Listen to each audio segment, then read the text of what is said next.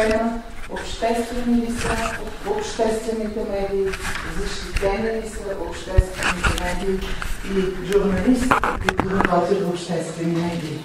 Предполагам, че за всички присъстващи не е изненада защо правим такава дискусия в Съюза на българските журналисти. Не само това, че сме организация на журналистите и съвсем нормално и естествено е приоритета в нашата дейност да е защитата на професионалните права на колегите журналисти. Дори не само много тревожния факт, знаете, само преди няколко дни бе съобщено, че за съжаление по свобода на словото ние сме паднали още 20 позиции по-долу. Заповядайте, господин Тодоров, има тук места, заповядайте. Поводът е и една наша инициатива, на която Съюза на журналистите работи повече от година. Инициативата е да създадем нормативен документ, който да защитава професията журналист, да защитава правото на колегите да се изразяват по начин, по който те самите смятат за най-добър, за да могат читателите, слушателите и зрителите, нашата многобройна аудитория, да научава истината за всичко, което се случва у нас и по света. Това е една инициатива на Съюза на журналистите, подкрепена от много колеги, подкрепена и от много тук присъстващите. Особено ми е приятно, че тук при нас е нашият колега Васил Сотиров, който е член на управителния съвет на Съюза на българските журналисти. Сега работи в Българска телеграфна агенция, доскоро беше във вестник 24 часа. Той е така събрал много предложения, мнения на колеги, които бихме искали да включим в този наш бъдещ нормативен документ. Защо казвам нормативен документ? Мисля, че е ясно. Всички знаем, имаме етичен кодекс, има правила на журналистическата етика. Между другото, това са правилата, които Съюза на българските журналисти прие още в далечната 1994 година и които бяха в основата на етичния кодекс. Но, за съжаление, уважаеми колеги, всички знаем, че това са етични норми, етични правила. Те се спазват от етични хора. За съжаление, не могат да бъдат задължителни за всички, а ние бихме искали чрез този наш документ, както първоначално дори го озаглавихме закон за защита на професията журналист, да защитим правата на журналистите. И разбира се, от тук произтича и правата на нашата аудитория, на цялото наше общество да бъде информирано правилно, истински за това, което се случва. Извинявайте за тези малко, може би, шаблонни думи, но наистина ние се ръководим от това, че истината трябва да бъде над всичко в нашата професия журналист. Много се радвам, че тук присъстват толкова известни имена в професията, представители на обществените медии, Българско национално радио, Българска национална телевизия, Българска телеграфна агенция, колеги от други медии. Още в началото бих искала да кажа, че ние сме поканили както журналисти, председатели, ръководства на журналистическите дружества в обществените медии, така и ръководствата на самите медии. Всички са поканени. Поканен е председателя на съвета за електронни медии, заедно с колегите, членовете на съвета. Поканени са представители на различни организации, които се занимават с проучване на медийния рейтинг. Поканен е професор, доцент, Орлин Спасов от Медийна демокрация. Разбирам, че всеки има различни ангажименти. Както казах в началото, тук са моите колеги от управителния съвет. Благодаря за това, че сред нас са и представители на нашата широка аудитория. Тук има писатели, ще господин Светослав Нахум, нашият дългогодишен юрист в професията, защото е член на Съюза на българските журналисти и на Съюза на писателите, господин Борислав Йотов. И всички вие, които сте тук, уважаеми колеги, сте добре дошли. Бих искала още в началото да ви кажа, че нашите колеги от Българско национално радио доскоро, господин Емил Янев и Кин Стоянов, всъщност те дадоха тласък на тази среща, като дойдоха в Съюза на журналистите и пожелаха да споделят своите тревоги и грижи за това, което се случва в радиото. Ние от управителния съвет разширихме темата и казахме, че проблеми има и успехи и трудности във всички обществени медии и желанието ни е да поговорим за всичко, което се случва в обществените медии на България. Затова благодаря, че тук са представители на трите медии. С тези няколко думи разрешете ми да открия срещата и да кажа, че срещата няма сценарии, тъй като някои от вас звъняха предварително и питаха какъв е сценарий. Сценарий няма. Съюза на българските журналисти е свободна трибуна на българската журналистика. Микрофонът е ваш. Всеки, който желае да изрази своята позиция, мнение, становище, ще има тази възможност. Пожелавам на всички ползотворна работа и давам думата на тези, които вече очакват да получат думата, господин Емил Янев и Кин Стоянов.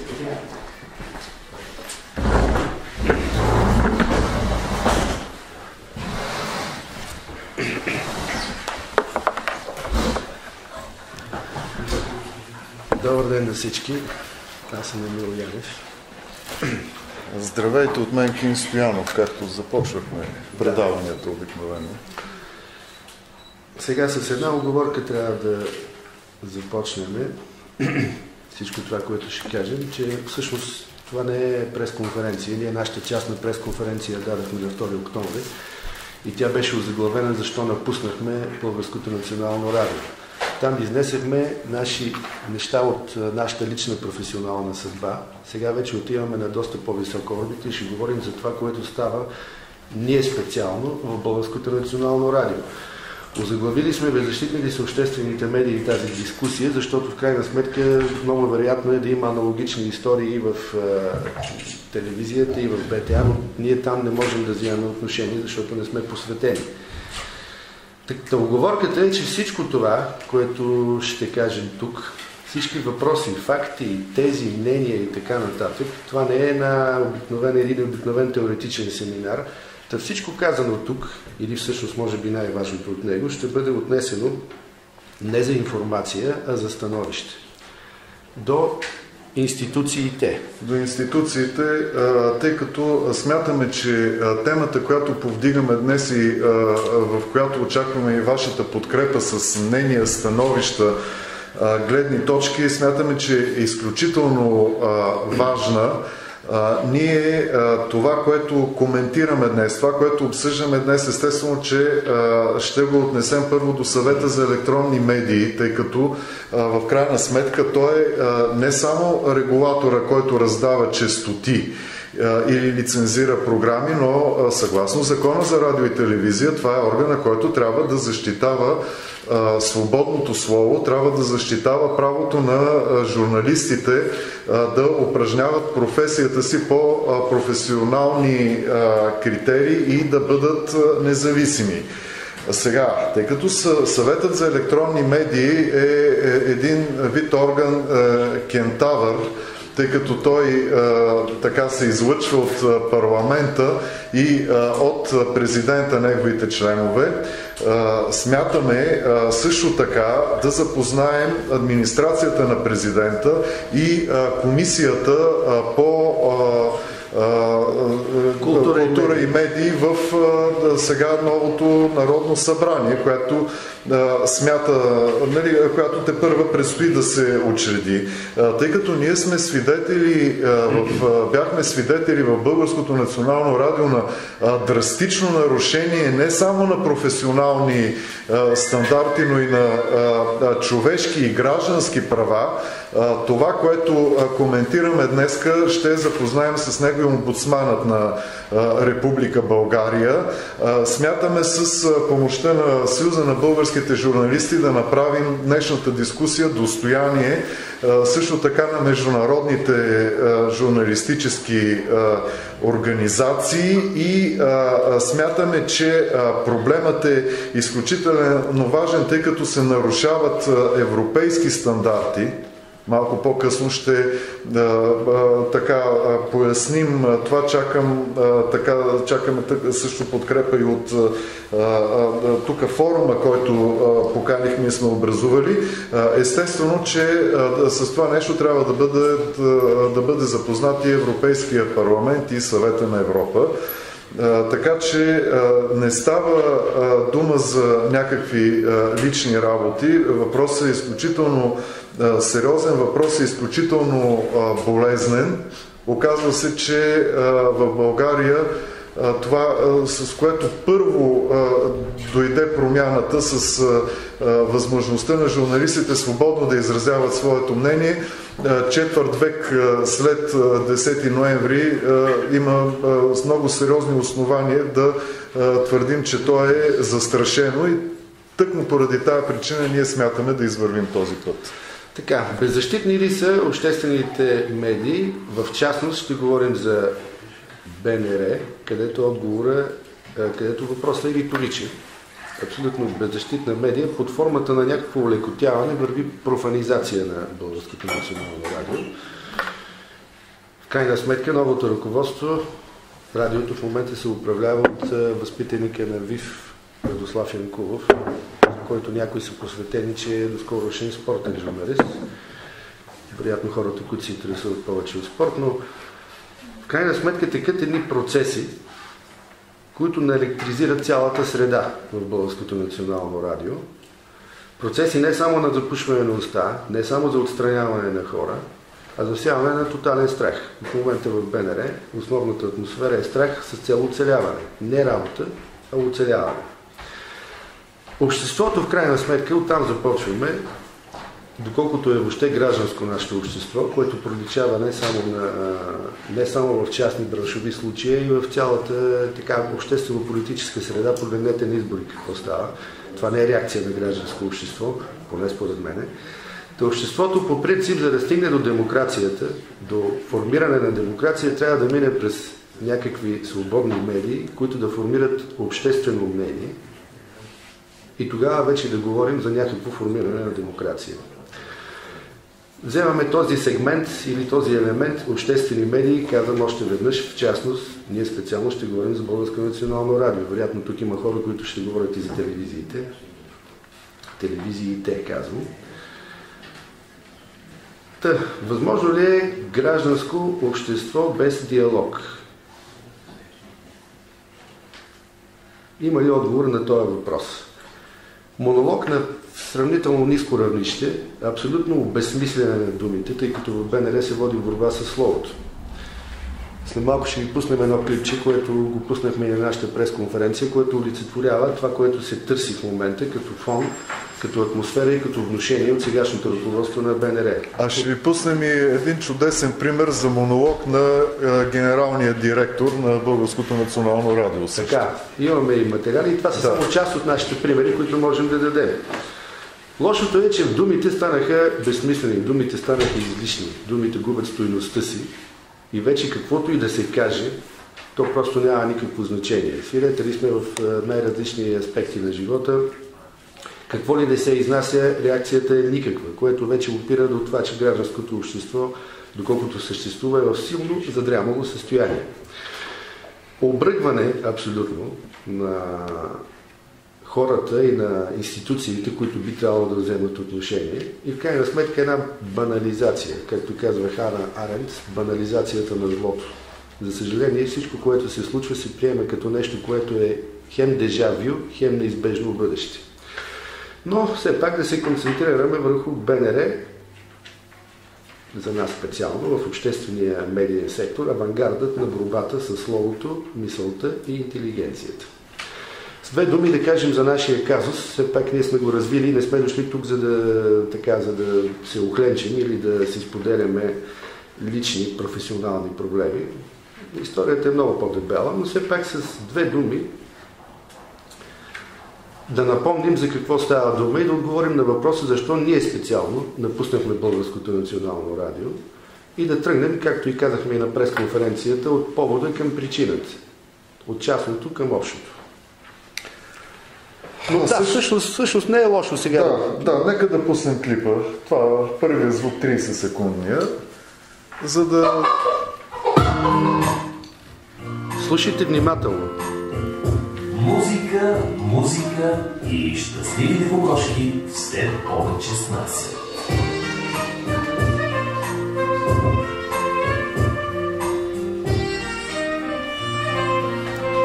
Ето, първата работа... Само да кажем, че това не е Не е изделие на хумор, сатира и забава, да се разбере. И не е излъчено в някоя така радиоточка на АПК, да речеме, в Ловешкия край. Това е нещо, което е формулирано, замислено, изпълнено и излъчено в Българското национално радио в Радио София, където доскоро ние работехме.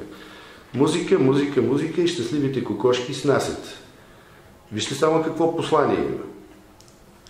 Скоростната лента на Националното радио, според концепцията на генералния директор Радослав Янкулов, защитавана пред СЕМ. Тук на кокошките не е дадено дори правото да бъдат свободни, както обикновено говорим, че търсим яйца от свободни кокошки. Те трябва да бъдат само щастливи, като щастливи прасета. Сега, ние с колегата Емил Янев бяхме автори на 5, водихме 5 наши авторски предавания през последните 7 години в Радио София, но решихме да не бъдем щастливи кокошки в този курник и затова напуснахме. Така, сега има един процесът беше дълъг, нали, и нашето отстраняване, и не само нашето, пак казвам, не застъпваме само наши собствени позиции. Но имаше един момент, който беше, крайна сметка, използван като повод вече за окончателната саморазправа. Това е подписката, която ние подписахме в защита на правото на Волгин да говори по обществената медия. Сега да кажем, първо, ние не сме квалифицирани като леви интелектуалци. Първо, не сме леви, и това го знаят всички, които ни познават. Второ, не се кичим с това прозвище интелектуалци, доста бутафорно според мен. Ние предпочитаме да сме граждани и журналисти, отколкото интелектуалци. Така че като такива излизаме тук. Подписали сме подписката в подкрепа на Петър Волгин, не защото одобряваме неговия начин на работа и не защото ни харесва да има пропаганда в обществените медии. Но сме го подписали, защото сме колеги и защото смятаме, че колегията трябва да има колегиална солидарност по принцип, за да може каквато и да е дейност да върви на някъде.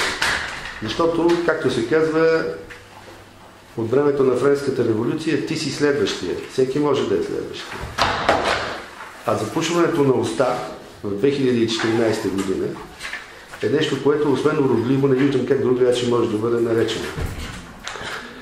Всичко обаче беше предхождано от едно трасиране от наша страна, на разстоянието между БНР и ти го нарече кентавър, може да го наречем и свещена крава.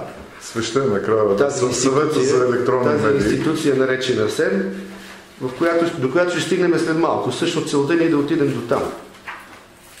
А не да стоим на ниво вътрешно-заводски проблеми в Българското национално радио. Ще стигнем и до там, защото все пак трябва да стигнем до корена на нещата и до свещената крава. Но преди това едни любопитни епизоди имаше.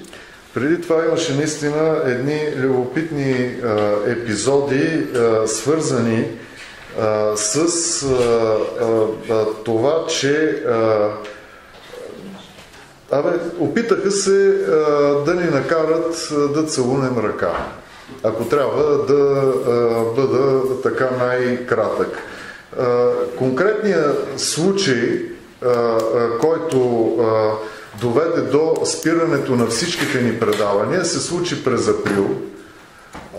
когато ние в нашата рубрика Арт четвърта, която беше посветена на изкуството, поканихме професор Стела Димитрова Майсторова и представихме новия предстоящото издание на фестивалът Пианисимо, един изключително така ценен фестивал, в който Стела Димитрова апостолски събира най-добрите инструменталисти на Европа в момента.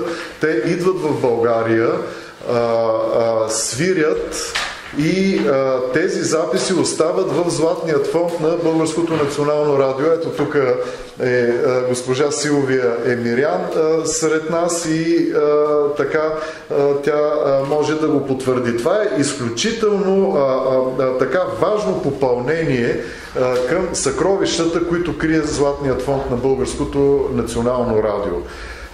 Стела трябваше да открие фестивала вечерта и ние, разбира се, поискахме като музикална илюстрация да завършим нашето предаване с това, което тя смяташе най-доброто от миналогодишното пианисимо. Това бяха големите виртуози клавирни на Европа, Боян Воденичаров, който ще има концерт на 31-и тук в Софийската градска художествена галерия, и Михаил Големинов. По ирония на съдбата, точно в този момент за музиката в Радио София отговаряше неговата сродница Лили Големинова. Директорът на Радио София, създателят, вдъхновителят на клипа, който чухте, се обади на звукорежисьора с нареждане да спре тяхното изпълнение. Ние сме подготвили после, като не сега, но ще чуете всъщност за какво става дума, защото опита се да се изгаври с него после в своето предаване и генералният директор на радиото с това изпълнение и да наложи глоби на музикалния редактор и на звукорежисьора, защото са излъчили това нещо. Това вече малко преля чашата и по предложение на Стела Димитрова Майсторова ние заедно с нея и с нейния съпруг, големия български художник Николай Майсторов, потърсихме среща с председателя на Съвета за електронни медии Георги Лозанов, за да го уведомим за какво се случва и по какъв недопустим начин се упражняват някакви началнически амбиции в програмите на Българското национално радио. Разговорът ни беше доста дълъг. Председателят на СЕМ дигаше рамене и казваше, че аз с програмната политика не мога да се занимавам. Радослав Янкулов не е моят избор за генерален директор и други такива неща, за които могат да го потвърдят това Стела Димитрова Майсторова и Николай Майсторов, защото те участваха в разговора и много бързо след това Георги, генералният директор на Българското национално радио, беше разбрал в подробности за този разговор и реакцията на ръководството на радиото беше, че спират всичките ни предавания, които ни бяха оставили да водим, защото двете бяха спряни още предишната година. И обяснението на директора на програма Радио София, Митко Димитров, пред мен беше: така ви се пада, след като ходите да се оплаквате по инстанции. Това беше така реакцията. Когато в наш разговор с Георги Лозанов, пак пред Николай Майсторов, беше на откриване на изложба в Софийската градска художествена галерия. Джони Пенков беше там. И Джони Пенков беше, също може да го аз му казаха: Георги, знаеш ли, че май телефонът ти се подслушва, защото Янкулов е в подробности запознат с детайлите от нашия разговор. Той каза: аз му се обадих по телефона и му го разказах. Така, това е един детайл в взаимодействието между регулатора, съветът за електронни медии и ръководството сегашното на Българското национално радио.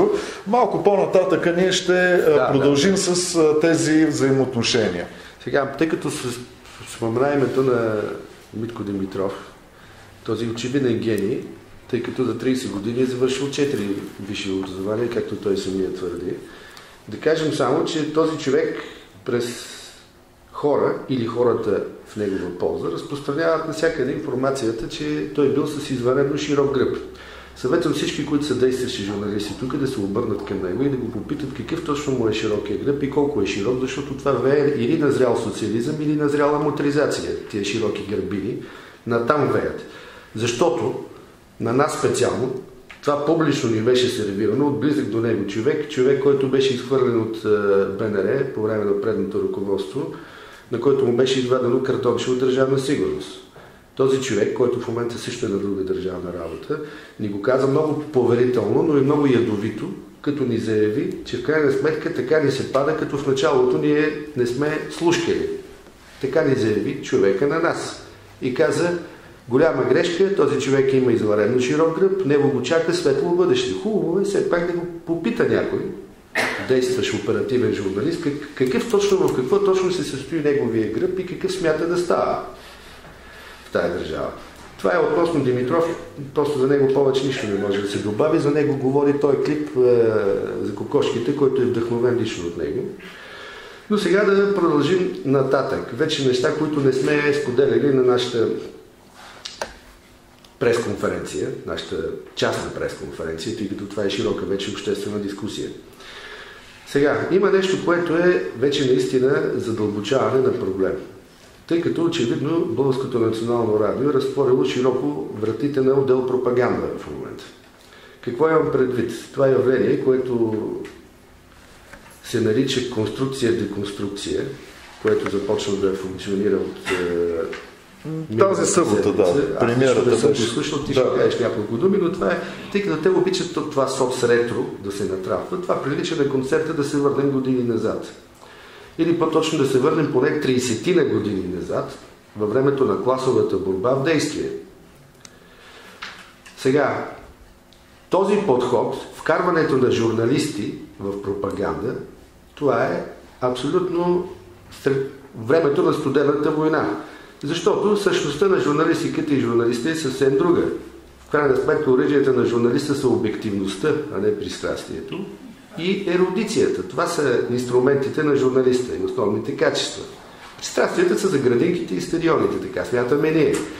Защото за 25 години, от 89-та насам, изключително бавно и мъчително тази професия нашата се приближаваше към фундаменталното правило на BBC, което гласи: професионалният журналист работи с фактите, както почтения банкер, да не правим някои аналози. В съседство. Да. Професионалният журналист работи с фактите, както почтения банкер. Милиони от тях преминават през ръцете му, но нито един не е негова собственост. Така разбираме ние журналистиката. А вкарването на журналисти в идеологеми и в идеологически разправи за нас е просто недопустимо, особено в днешно време. И то на тази увехтяла ос комунизъм, антикомунизъм. Естествено, има хора, които ще кажат, като ще има диалози, като ще е единия, който защитава леви идеи, другия десни, къде са там либерали, къде са центристи, къде са зелени и така нататък. Нещо, за което ние правихме на времето една поредица политическа академия за напреднали в нашето предаване Часът на инфополицията. Очевидно, че октомврийската революция, и сме октомври, тотално е победила днешно време в БНР, защото обратно има завръщане към ленинските принципи. Тия едно време сме учили, аз специално на факултета по журналистика, където 5 курса наред ни набиваха, кои са трите основни принципа ленински на журналистиката. Те са пропаганда, журналистът трябва да бъде пропагандатор, агитатор и организатор. Нищо повече. Колективен. Точно така. Ето. Да. Колективен пропагандатор, колективен агитатор и колективен организатор. Никъде не ставаше дума за информатор. Дали? И така нататък. Освен ако не е информатор на службите, но и за това ще говорим по-нататък. Така. И тъй като възпитаника на ВИФ Радослав Янкулов все пак е генерален директор, трябва да погледнем по какъв начин той спечели доверието на Съвета за електронни медии. Само че преди това още няколко думи, защото ти още няколко думи, значи още няколко думи, които в крайна сметка ние ще отправим съвсем конкретно към Съвета за електронни медии, защото тази събота се случи следното нещо. Първо напълно от програмна гледна точка абсурдната идея това 12+3, тази утвърдена рубрика на Националното радио, която през делничните дни върви, да бъде преместена в събота. Нали? Така, абсолютно незащитимо от каквато и да е програмна гледна точка. Там в така наречената деконструкция, без, за да не излезе, че имаме така някакви лични това, аз говоря по принцип, без дори да визирам точно в конструкцията или деконструкцията, от моя гледна точка се случиха 3 много сериозни, груби нарушения на обществения характер на Българското национално радио. Първо, имаше коментар, в който всички НПО-та, неправителствени организации, бяха обвинени, че са лакеи на чуждестранни сили и така нататък и така нататък. Нещо, което така няма нищо общо с обществения характер. Не можеш да обвиняваш цял сектор, така наречения трети сектор, който е просто една представителна извадка на гражданското общество в България. Ти, ако го обвиняваш целия сектор, че лакей и слуга, ти обвиняваш самото гражданско общество. Да, както навсякъде, както в областта на бизнеса и в областта на държавната администрация, първите 2 сектора, има корупция, по същия начин и в третия сектор има корупция, но това не може да го слагаш под общ знаменател.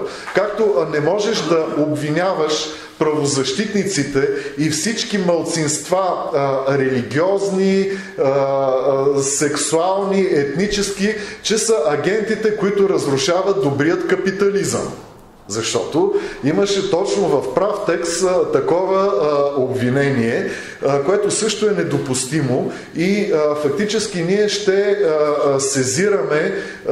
сезираме Съвета за електронни медии да направи мониторинг на съботната програма на Българското национално радио и да се произнесе фактически защитен ли обществения интерес в тези изказвания. Но какво можем да очакваме в толерантност, когато ние всеки месец имаме 60 минути едно показно, едно демо на нетолерантно поведение, на нетолерантно говорене от самият генерален директор на Българското национално радио Радослав Янкулов, който в 60-те минути на генералния директор, това е едно предаване, което няма нищо общо с журналистиката. Още самото му заглавие подсказва, че това е ефирно време, в което някой ще се занимава с управленските проблеми на радиото.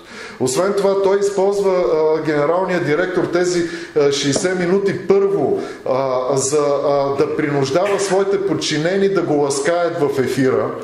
Ако бяхте, да слушайте го, нали, колкото го слушате, ето вчера на Пангара беше един колега от Радио Видин и директора на Радио Стара Загора, нали, които трябваше да го ласкаят. Той използва тези 60 минути да се саморазправя. Да се саморазправя с слушателите, които го подразнат, когато му се обади по телефона, да им се подиграва, да ги иронизира и да се саморазправя с своите опоненти. Значи, тъй като може би СЕМ вече са се видели на пачи яйца с избора на този генерален директор, защото се чудат какво ще прави той, още година и половина му остава до 3-годишния мандат. Ето тук в тази дискусия лично ние им отправяме един полезен съвет. Съгласно Закона за радио и телевизия, в случай, че СЕМ установи и накаже за 2 административни нарушения генералният директор на Българското национално радио или телевизия, той може да му прекрати мандата. Така че достатъчно е СЕМ да направят един мониторинг на последните 60 минути от последните 3 месеца на генералния директор. Те ще имат достатъчно основание за административни наказания и най-после Българското национално радио да се отърве от този човек, който е катастрофа за БНР. Ако това може да стане до 80 годишната на Българското национално радио, значи надежда за старата къща има.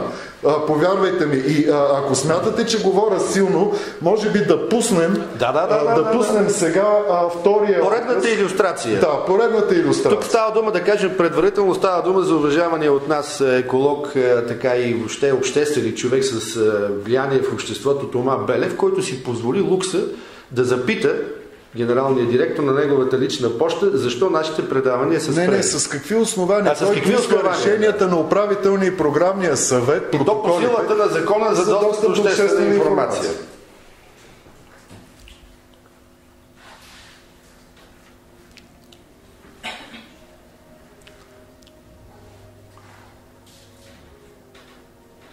Така. Да. Просто трябва да нагласим, защото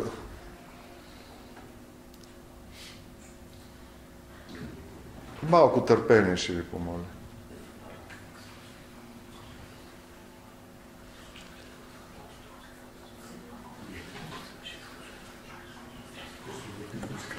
Да. Между другото, не прекосваме и това време, само да кажем, че в крайна сметка целият творчески капацитет на генералния директор на БНР се отразява именно в тия 60 минути. Човек, като ги чуе тия 60 минути, може да си направи всички възможни изводи какъв човек е сложен за генерален директор на БНР. Да не говорим, че в крайна сметка тук намирисва на известен конфликт на интереси, защото аз поне не знам да е прието генерален директор да има основанията, причините и въобще правомощията да води лично предаване в ефир. Но за това ще говорим след малко. Което се случва и с директора на Радио София. Той по същия начин, по примера на по-големия Батко, също води своя Както предаване. ги наричат там директорите Митко и Радко. Да. Известните в радиото Митко и Радко. Готови ли сме вече? Да. Тази музика трябваше да е майка. Трябваше. Ето сега. Не, тя свършва сега. Ето сега. Малко после. Уважаеми господин Янкулов, до мен достигна, надявам се, грешна информация за спиране на радиопредаването Часът на инфохолиците. Доколкото считам предаването за истински образец на съвременна и отговорна журналистика, което би било гордост за всяка обществена медия, интересувам се за достоверността на информацията за неговото спиране. Това писмо получих в навечерието на Томина неделя. Нали помните? Апостол Тома не искал да повярва, че Христос е възкръснал, докато не пипнал раните му. За една седмица събрал смелост и ги докоснал. Повярвал, ама краят на тази седмица нарекли Томина неделя, а самият Тома неверни. Писмото, което получих, е подписано Тома Белев. За да нямате съмнение в информацията си и колебание в преценките си и очакванията си, господин Белев, вие докосвате истината. Предаването Часът на инфохолиците безспряно с решение на програмния съвет на Българското национално радио. Причината – промени в програмната схема на Радио София. Според концепцията за нейното развитие, младежка, с всички произхождащи от това определени елементи, стилове и практики. Господин Белев, нямайте съмнение, че оценките ви за инфохолиците, образец, гордост и други са реални, обективни и споделени.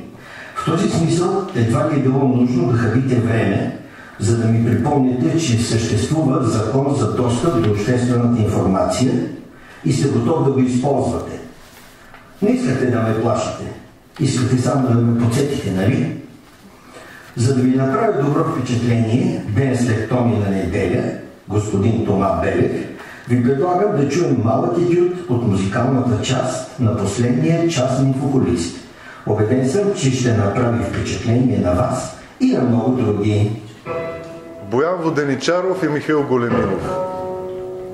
Пианисимо 2013 година. Модерна класика.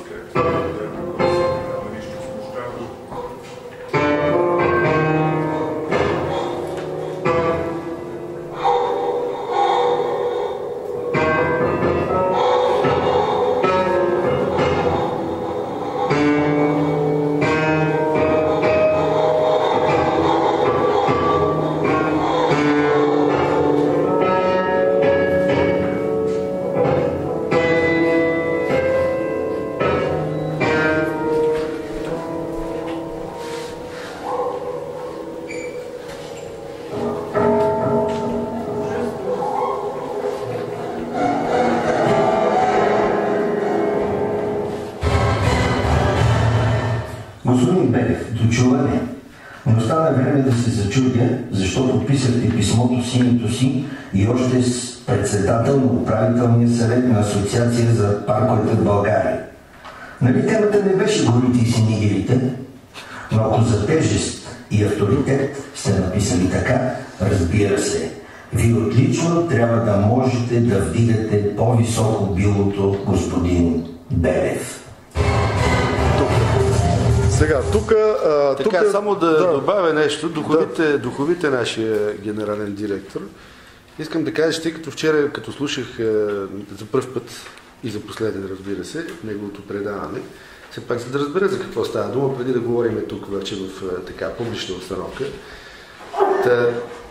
Разбрах, че освен възпитаник на Вив, той е възпитаник и на Софокъл, като излезе с мотото, че това, което търсиш, намираш. Аз мисля, че той в момента точно изпълнява така завета на Софокъл. Това ще го допълня завета на Софокъл, ползван от него, с фразата на един доста по-малко известен древен грък, художника Апелес, който казва: обощарио не по-високо от обувките.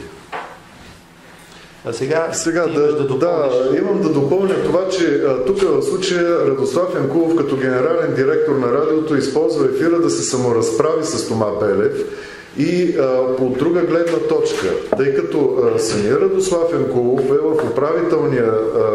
в управителното тяло на една неправителствена организация, създадена от Филип Цанов, която спори, която е на съвсем противоположно мнение с природозащитниците в България, чието един от най-големите активисти е самия Тома Белев. Тоест, тук той постигна и вторичен ефект, което отново може да се говори за злоупотреба с служебното си положение.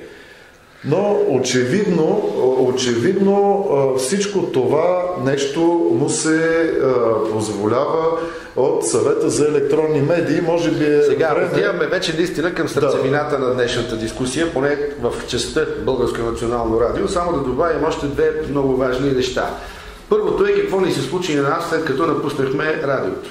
Абсолютно в духа на едни сладки традиции от преди 30 и повече години, заляха ни с всевъзможна помия, компромати, за които ние естествено ще потърсим съдебна отговорност, компромати, интриги, квалификации, обвинения и така нататък. Тоест, почувствахме се наскоро, тук преди една седмица вече имаше така ретроспективно обсъждане на дейността на Свободна Европа, тъй наречените вражески радиостанции, да се почувствахме точно по този начин, като в някаква конспиративна среда, от която каквото и да кажем, веднага ще ни залеят с онзи добре познат товар от епитети от ония години. Това е първото нещо. Второто нещо, което смятам за много важно също е, че преди да стигнем до себе, където всъщност ни е мястото в момента по време на тази дискусия. Радиото, много от вас вероятно не знаят, които не са пряко свързани с него, че радиото си има обществен съвет. Има обществен съвет, колкото и да не е завярване. Само, че Много интересно. Той изпълнява ролята на петото колело на автомобила. Тоест има го, но не върши никаква работа.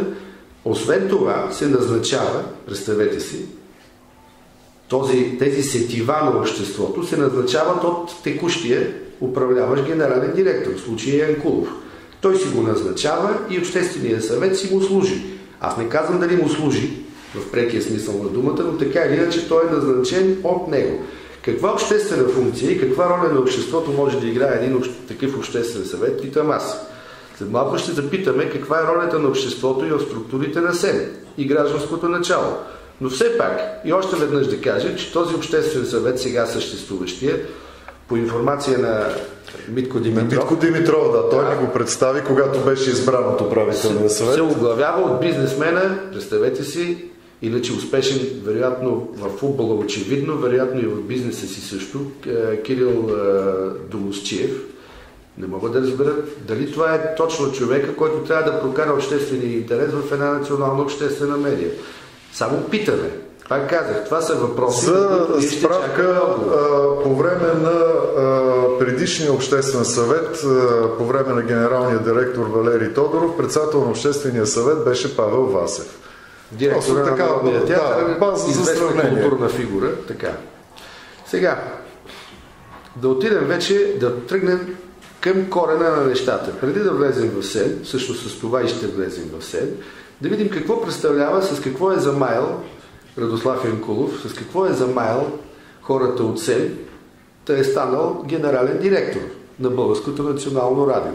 Тоест, каква концепция, какво пише там и с какво наистина той е успял да убеди хората в СЕМ, разпределени между представители на президентството и на парламента без никаква, нали така, без никаква гражданска квота. На практика, ако трябва наистина да влезем вече в темата СЕМ и начина, по който беше избран генералният директор на Българското национално радио, отдавна отминаха времената, когато в този регулаторен орган, който се казваше в началото Национален съвет за радио и телевизия, той се превърна в СЕМ, защото Милена Милутинова искаше по-рано да прекрати правомощията на Националния съвет за радио и телевизия, за да изгони Лили Попова като генерален директор на Българската национална телевизия и затова смениха името,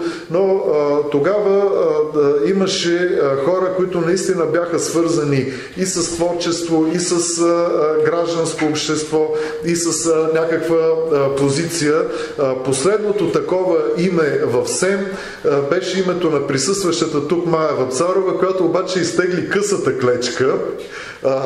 Георги Лозанов изтегли дългата клечка тогава и остана. Сега, действително, трябва да кажем, че моят приятел от детинство и колега от философския факултет Георги Лозанов, той напълно отговаря на вица, който като първокурсници веднага научихме за тази булка, която 4 пъти се женила и се била девствена. И вече на дълбоката почуда на четвъртия си съпруг, тя казва: бе, какво да ти обяснявам? Първият ми съпруг беше французин, втория турчин, а третия беше един колега от философски факултет. Ние в случая имаме един човек, който е председател на СЕМ повече от 16 години, все първи мандат. Това е точно непрекъснато действената булка, брак след брак. По друг начин така не бих могъл да ги определя нещата вече за всички тези практики и това, но аз все пак бих искал да потърсим помощ от колегите, които да коментират, които са посветени в програмата, с която спечели доверието на СЕМ на Радослав Янкулов. Може би бих се обърнал за помощ към Валерий Тодоров или Пауляна Новакова, хора, които са... Между другото, само да добавя, попаднах на подпури от тази така законспирирана концепция в интернет, в която видях, че тя е изпълнена, освен всичко друго, с всякакви видове нонсенс, изпълнена и с тежки правописни грешки. Но дали е така, да видим всъщност господин Тодоров, ако иска да вземе участие в нашата дискусия, защото все пак това е дискусия, да сме се събрали само ние да казваме това, което мислим. Аз благодаря за това, което напомнихте. Да, това е дискусия. И всички, които тук присъстват, и колеги от радиото, които искат да се съгласят или да успорят тезите, които прозвучаха, ще имат думата. Така че много ви моля, специално колеги от телевизията мисля, че тръгнаха, защото там камерите винаги са заети с няколко други прояви, но да даде възможност и на другите колеги от другите обществени медии да кажат своето мнение, своето отношение, както и всички, които тук присъстват. Така че заповядайте, господин Тодоров, и всички други колеги. Да, благодаря на Кин Емил за поканата да взема отношение по техния случай. Наричам го случай, защото смятам, че свободата на словото и диалога са задължителни, когато говорим за гражданското общество. Искаше ми се тук да видя и колеги, които представят и регулатора, и ръководството на радиото, за да чуем другата гледна точка. За съжаление ще останем сами, може би това е техния избор, да използват микрофона на медията, за да изразят своята позиция. Тяхно право. Лично аз съм силно разочарован, защото неотдавна един директор ми написа едно писмо, без аз да съм му писал или адресил каквото и да било към него. Аз му отговорих, но моя отговор не беше публикуван на сайта на радиото, така както най-малко ни задължава професионалната етика. Надявам се, че това предстои, за да го прочете публиката, която е прочела неговото писмо, което е оскърбително за медията, което издава некомпетентност. И надявам се, че такива периоди в живота на една обществена медия имат временен характер. Вижте, аз няма да оценявам концепцията на господин Радослав Янкулов. Както виждате, измина повече година и половина от изтичането на моя мандат. Нямам намерение нито да правя съпоставки, но има принципи в журналистиката. Лично аз бях озадачен, когато слушах едно интервю с председателя на медийния регулатор и той за пореден път повтори нещо, което продължава да ме тревожи. Той каза така, че обществените медии са задължени да спазват плурализма, а частните не. Трябва да сме наясно. Медиите са обществен актив. Те са част от гражданското общество и без разлика в коя медия сте, вие сте длъжен да спазвате изискванията за обективност, плурализъм, съпоставимост на гледните точки. Ако медийният регулатор пропагандира обратната теза, аз съм силно разтревожен. Както неведнъж съм имал повод да кажа, че съм силно разтревожен от компетентността на самия регулатор. Бих оспорил неговия обществен характер, тъй като все пак той се назначава с политически квоти и би било лоша практика, ако той използва политически мотиви, за да оценява труда и качествата на един или друг журналист. Защото изведнъж в оценката на СЕМ за предаването на Петър Волгин той беше определен като ляв. Да, но аз си спомням предишните предавания на Петър Волгин, в които той беше десен, когато правителството беше ляво. Неговото предаване беше един вид провокация към слушателите и към тази аудитория, която обикновено е най-малко активна.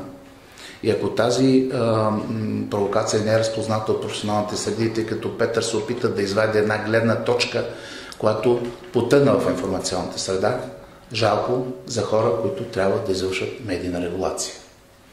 В регулаторния орган има хора, които през живота си не са управлявали 5 души. Те не са познати на професионалната аудитория.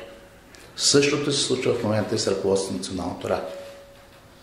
Когато човек, който има 2 години трудов стаж, започва да си вярва, както има един приятел, каза, повярвал се на визитната картичка, когато той започва да вярва на визитната си картичка и започва да дава оценки на колегите си, това е една много тревожна тенденция. Защото това, което става в момента, е именно същото.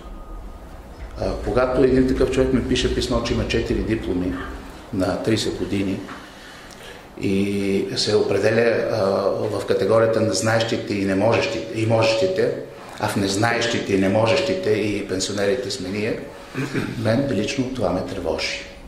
В професията има две състояния – можещ и неможещ.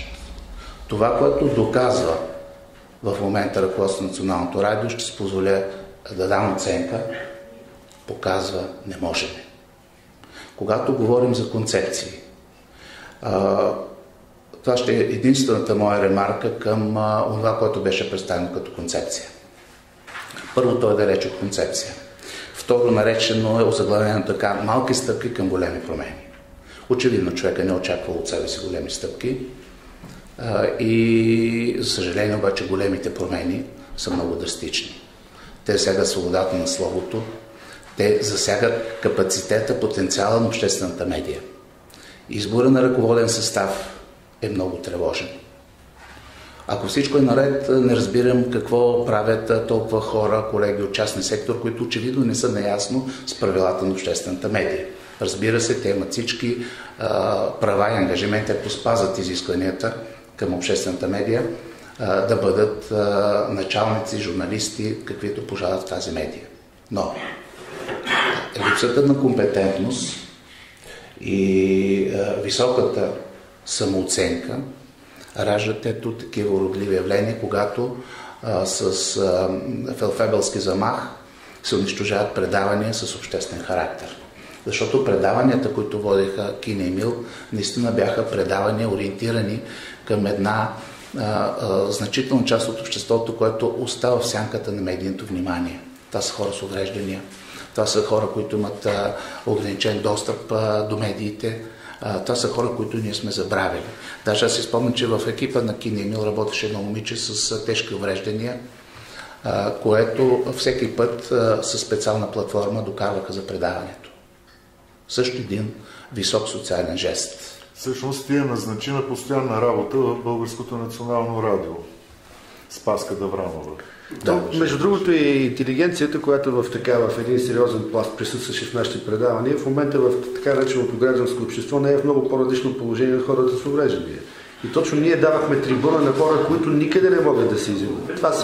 Това са все пак едни хора сериозни в художествената интелигенция, в научната интелигенция, хора, които намираха при нас излъз, за да кажат неща, които явно обществото не се, или поне медиите в лицето на обществото не се интересуват от тях.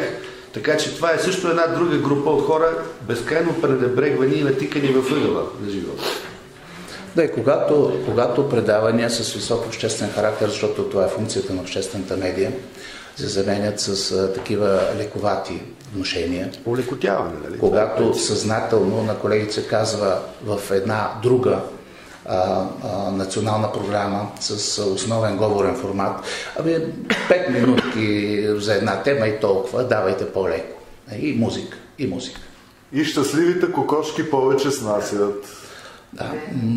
Вижте, това е или неразбиране, или некомпетентност, или съзнателно подвеждане на аудиторията. Защото всяка от програмите на Националното радио има свои функции, дори и регионалните програми. Първо имаме информационно-музикална програма. В момента Хоризонт е футболна програма.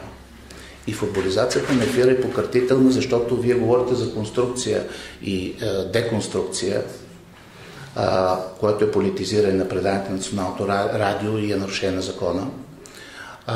Но всъщност една реконструкция ще промени всичко, тъй като, доколкото знам, с подписаните договори за излъчване на футболни мачове ще отпаднат и двете предавания.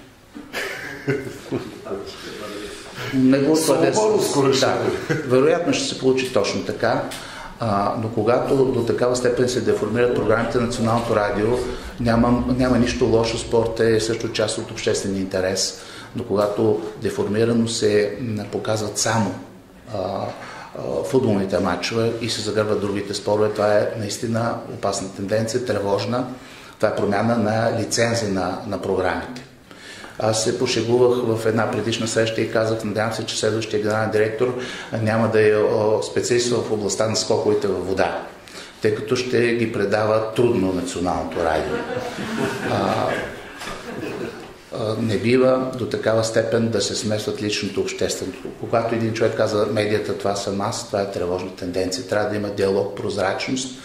Трябва да е ясно, че всички ние работим с средства на данъкоплатеца и има и необходима висока степен на прозрачност.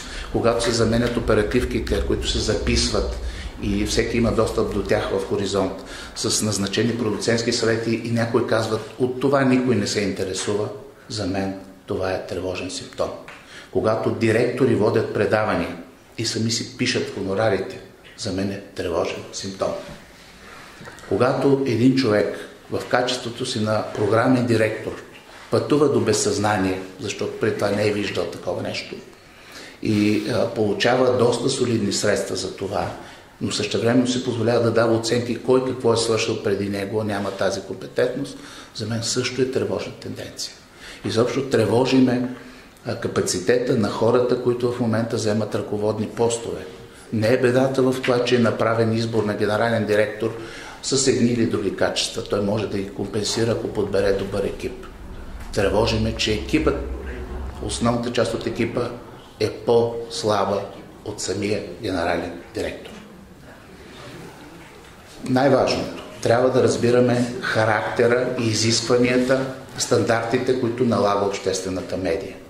Те са загърбени ето с това, което се случва. Много е лесно да наречеш, че Петър Волгин е ляв, а пък Кин Емил са десни. Добре, значи махаме левите, десните и къде маршируваме, къде отиваме. Професионалната свобода и редакционната независимост са изключително важни правила. Най-важна е дискусията. Да, могат да паднат предаванията на Кин Емил, но какво пречи те да бъдат подложени на едно обсъждане и едва тогава да се, след като преминат пред една професионална експертиза наред колегията, едва тогава да влезат вече за обсъждане в директорски съвет, в програмен съвет и оттам нататък управителен съвет да ги утвърди. Но когато един момък тича с идеалист и казва, тези не ме слушат и предаванията им падат, това за мен е тревожна тенденция.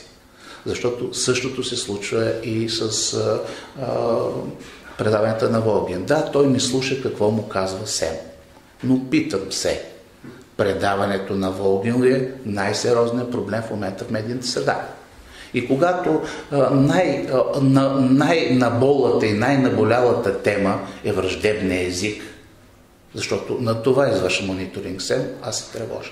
Защото има далеч по-тежки професионални проблеми. Фактът, че ние продължаваме да слизаме надолу в стълбицата на медийните свободи е изключително тревожен процес. Това показва, че не работи медийната регулация. Това показва, че е необходим нов медиен закон. Че са необходими други стандарти. И позволете ми да кажа, и са необходими, нужни са да излезат на преден план други хора. Защото спомням си как започна кризата в радиото 2000 година. Тя започна с един чудовищен натиск към мен като директор на програма Хоризонт. Аз си подавах оставката. Надявам се, че са били щастливи хората, които се получили. Но година и половина след това в радиото влезоха хора с униформа. И това мен ме тревожи. Защото хората, които създадоха кризата, които предизвикаха именно тази ситуация, след това отидоха сред протестиращите. И те са в медийната регулация. И това, което виждам сега е повторение на това, което се случва. Затова ви казвам, че няма значение дали някой с леви и с десни убеждения.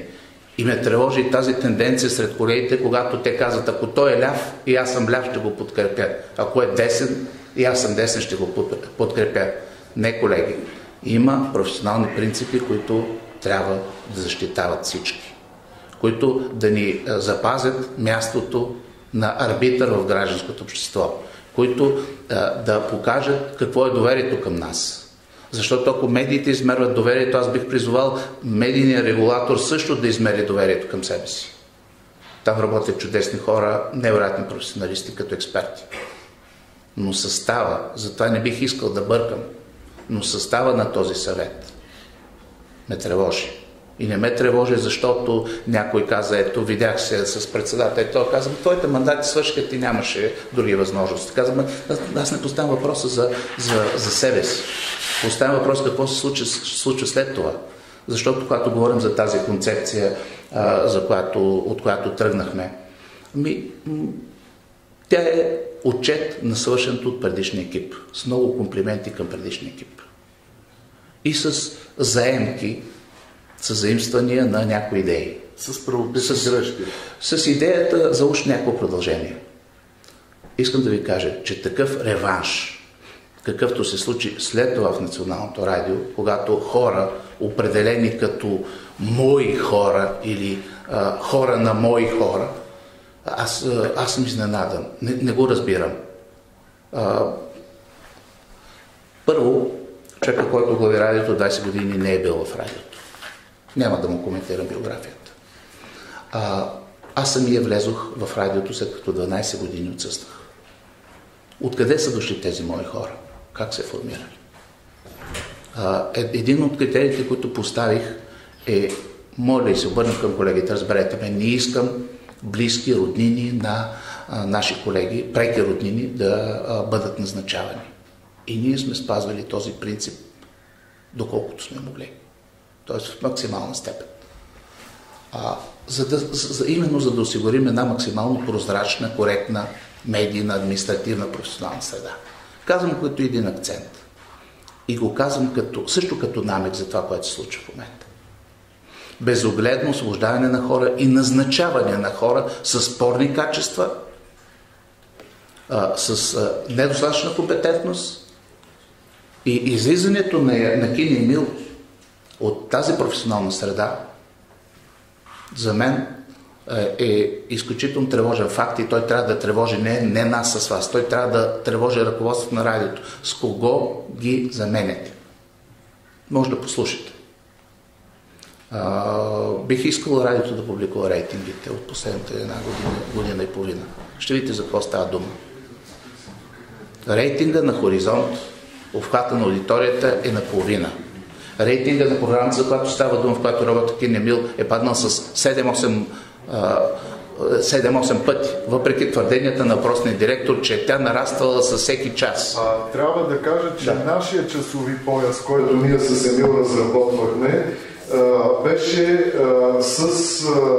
докато рейтинга на радиото като цяло беше 0,9, ние винаги правихме 1,3-1,5. Пазим ги тези неща, защото ние като екип си правихме, така се събирахме си нещата, така че дори този аргумент, че няма публика на нашите предавания, е поредната лъжа на новото ръководство на радиото. Сега, за да завърша, за да не ви отекчавам с моите размисли, защото аз все пак се чувствам и публично обществено задължен да ги кажа. Дори с риска те да бъдат изтълкувани по друг начин, но подчертавам, близо година и половина аз не съм казал нито дума, въпреки всичкото, което се изприказва. Ако някои приказки недостойни бяха верни, знам поне 3 души от сегашното ръководство, така наречения в кавички висш мениджмънт, които веднага трябва да се подадат оставките. Ако и грам от това, което е казано наистина. Но това е друг въпрос. Искам да кажа на Кини Емил, понеже да засегнаха въпроса за Обществения съвет. Обществен съвет е една добра практика, която въведохме.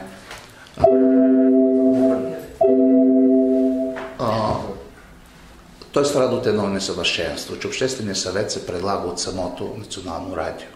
Аз смятам, че трябва да има един Обществен съвет, съставен от интелектуалци, от публични личности, който, ако не настъпят промени в медийната регулация, трябва да внася корекции и да упражнява обществен надзор върху медийния регулатор, тъй като последните няколко години показаха, че нужда от такъв надзор има. Това е, което исках да кажа. Благодаря. Надявам се, че всички ние разбираме тази тревожна тенденция, която предизвика тази среща.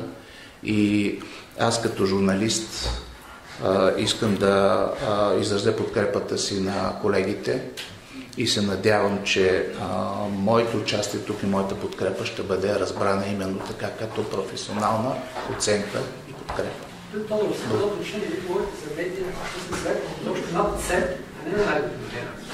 Аз казах, че ако не бъде извършена промяна, реформа в медийното законодателство, трябва да създаде обществен съвет, който да упражнява надзор върху медийната регулация. Да. Има практика.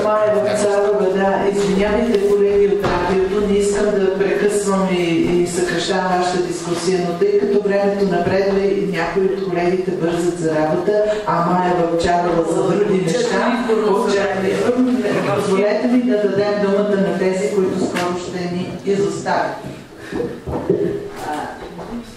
Аз, понеже наближава празника на будителите, считам тези двама души, Емил и Ким, като едни български будители и искам наистина да присъединя моята защита към тях. Отдавна, действително, се занимавам ние с Валерий Петров, с Валерий Петров. Извинявам се. Същите години, Не. Ние с Валерий Тодоров действително сме работили в един унисон. Даже много пъти съм го питала, кажи ми какво е необходимо като председател на СЕМ за радиото, как да реагираме. Смисъл, построяването на нашите връзки между радиото винаги е било, според мен, абсолютно коректно. Иначе ние вървиме към празника на тиквите. И аз си мисля, че празника на тиквите действително такива хора, смисъл, говорим за опростачването, че това са хората, които будат ония дух, както свети Иван Рилски казва, занимавай се сърцете с нещо, обаче нека сърцето ти да командва духа, да командва онова, смисъл да усещаш земята, по която вървиш. Аз приветствам и съм готова навсякъде да ви защита, стига да има нужда все още. А пък СЕМ е една много специална организация. Нали? Това е един много стар виц, който ви го разказах на вас, но СЕМ е една организация, която тепърва трябва да се умеля, защото тук няма нито обществена отговорност, не говорим за Обществения съвет, драги Валери, защото Обществения съвет според мен трябва да бъде не само действително да съществува, но трябва да съществува едно предаване или обществен закон, или обществено мнение, или обществен съвет, който действително всяка седмица да напомня, че има общество, че има гражданско общество, или пък да ни превърне. Иначе дай по-добре да създадем СЕР вместо ГЕРБ и така нататък.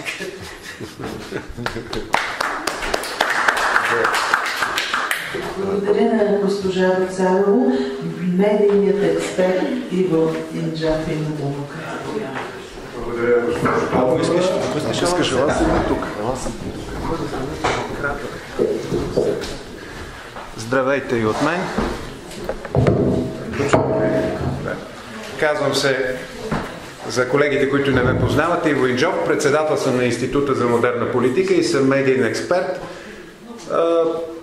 По времето преди 10 години, когато писах своята дисертация за телевизионната трансформация в България, съм изучавал финансиране, регулиране и програми на обществените телевизии в Западна Европа. Така ще взема отношение от този ъгъл към днешната дискусия, като малко разширя рамките и нека да поговорим и за БНТ, не само за БНР, макар че проблемите, които Емил Янев и Кин Стоянов поставиха, са много сериозни. На мен лично ми настръхват косите, защото аз до преди години и половина-две в дискусии и по научни форуми винаги съм давал БНР като пример за по-независимата, по-самостоятелната и по-професионална обществена медия в България. Така беше. Да, за разлика от Българската национална телевизия, която и в наши дни продължава да следва победителите. Ако се върнем на една прословута фраза на един нейн бивш генерален директор, но пък за сметка на това виждаме, че страхът се е вселил в коридорите на БНР и там тече един усилен процес на футболизация, както много правилно го каза един от преждеговорившите. Сега, според мен, независимостта на обществените медии се крепи на три основни фундамента: финансиране, обществен надзор и програмна автономия. Трябва да започне една дискусия след журналистическата общност в България. Първо, нека тя да започне в БНР, в БНТ, но да се включат и други журналисти от частните медии, от изследователи, тия, които се занимават с медиен мониторинг, политолози, политици също. Как да бъдат финансирани тези медии, за да не бъдат постоянно зависими и на къса каишка от държавата? Това е един проблем, който беше изтърван през последните години и въобще никой сякаш не се сеща за него. А това са, по модела на своето финансиране, това не са обществени медии, това са държавни медии. Защото и БНР, и БНТ се финансират до 90% от субсидии от държавния бюджет. Те са зависими от държавния бюджет, от съответното управляващо мнозинство, което, когато реши, оправдавайки се с невъзможността да се съберат достатъчно средства в проекта бюджета, реже субсидиите за БНР и БНТ и по този начин оказва индиректно влияние върху тях. Моля, ако някой е на друго мнение, да ме опровергае.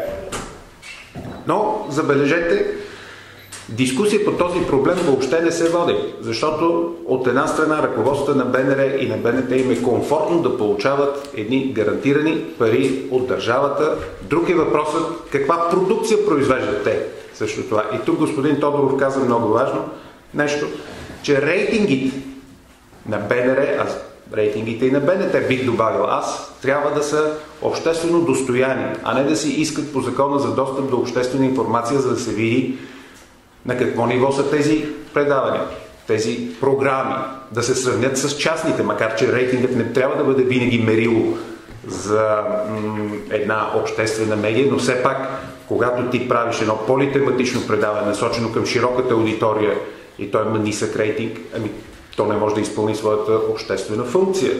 Аз от една година имам полемика с генералния директор на БНТ, госпожа Вяра Анкова, като и искам да ми съобщи за последните години рейтингите и пазарния дял на БНТ и тя упорито отказва, като се мотивира с това, че водещо било доверието в обществените медии, а не рейтингите. Водил съм спорове с нея и чрез вестниците, чрез открити писма до вестниците и на обществени дискусии съм задавал въпроса и тя ми казва, ами аз ще ви поканя на личен разговор да не занимаваме колегите с този проблем. Значи сега аз също трябва да поискам информация по закона за достъп до обществена информация и възнамерявам това да го направя. Ето, финансирането, първият фундамент на независимостта на обществените медии, защото знаем, че в Западна Европа стабилните, независимите обществени медии се финансират не от бюджета, а независимо от такси за радио и телевизия, които плаща всяко едно домакинство. В България обаче този момент сякаш малко е изпуснат и сега трудно ще накараме хората да плащат от своя джоб директно за програми, които може би не гледат и не слушат. Но дебат трябва да има. На второ място, общественият надзор. Стана въпрос за СЕМ, за тази дефектна конструкция СЕМ. Преждеговорившите вече засегнаха част от проблемите. 5 души, 3 от тях избрани от парламента, респективно от управляващата партия и 2 назначени от президента. Какво каква по-добра предпоставка те да се държат като комисари? Една от членките на СЕМ, с която аз съм водил диалог, то беше тогава за деконструкция за Волгин конкретно, тя се държи като политически комисар, назначен от президента. Значи тук не са представени релевантни обществени групи в СЕМ, както е в други надзорни органи в Европа. Например, да вземем Германия. Втора германска телевизия, ЦДФ. Там има широко присъствие. Верно, че има и представители на политическите партии, не на правителството, но те са малцинство. Има представители на профсъюзи, на протестантската църква, на католическата църква, на сдружение на занечиите, на висши училища, широко обществено присъствие. В България няма обществена квота в СЕМ. Ето това е следващия въпрос, по който трябва според мен да се дискутира, когато започне пък дискусия за промяна в медийния закон. Също належащо нещо. Друг е въпросът как ще бъдат рекрутирани обществените представителите на гражданското общество в СЕМ. Все някой трябва, илюзия да смятаме, че в обществено-политическа среда като българската сами ще седнат неправителствените организации, творческите съюзи и ще се разберат кого да излъчат в СЕМ. Все някои трябва да минат през назначение или избор от някой държавен орган, но трябва да бъдат изготвени правила, критерии и да се вземат добри практики, най-вече от Западна Европа, която е известна с феномена обществена радио и телевизия. И третият фундамент, върху който се крепи независимостта на обществените медии, това е програмната независимост. В закона пише, аз бих използвал друг термин, програмна автономия е по-добре, защото пълна независимост в програмата няма как да има. Взаимозависими са системите на отношенията между медиите, политиката, икономиката, гражданското общество, така че по-добре да говорим за програмна автономия.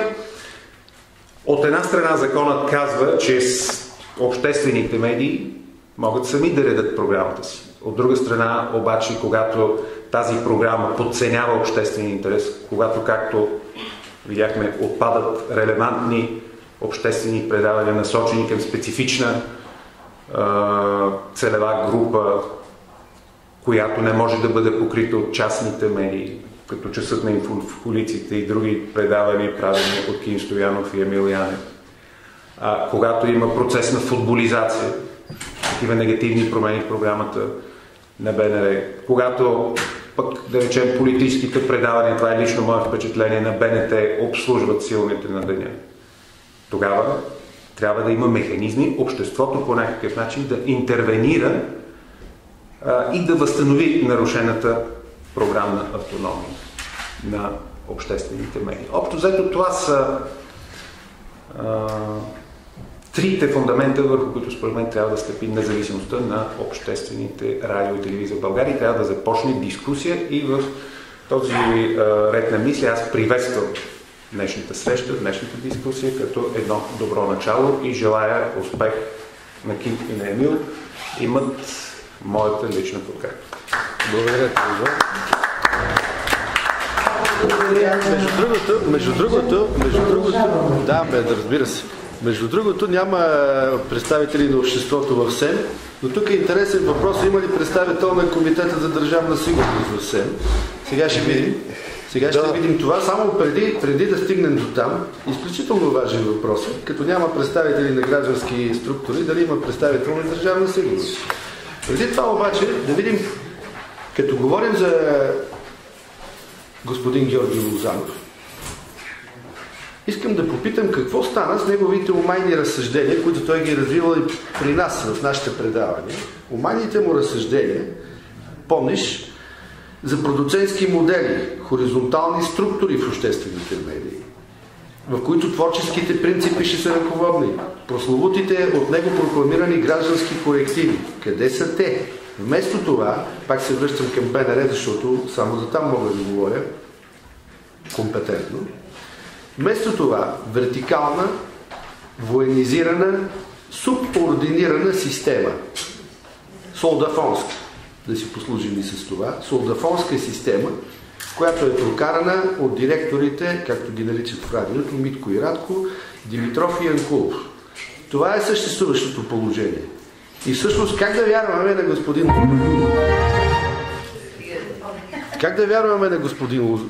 Лозанов, след като към него можем да приложим една знаменита фраза на Граучо Маркс. Граучо Маркс, който казва: това са моите принципи. Ако не ти харесват, имам и други. Така излиза. Има набор от принципи, които могат да бъдат прилагани в един момент, после има друга система от принципи, които са за друга обстановка и така нататък. Да не се връщаме също така към много странния принцип на избиране на Янкулов от СЕМ, където хората, професионалистите, имам предвид Кирил Калев и Стефан Димитров, хора, които имат и творчески и административен потенциал, бяха отстранени по формален белег.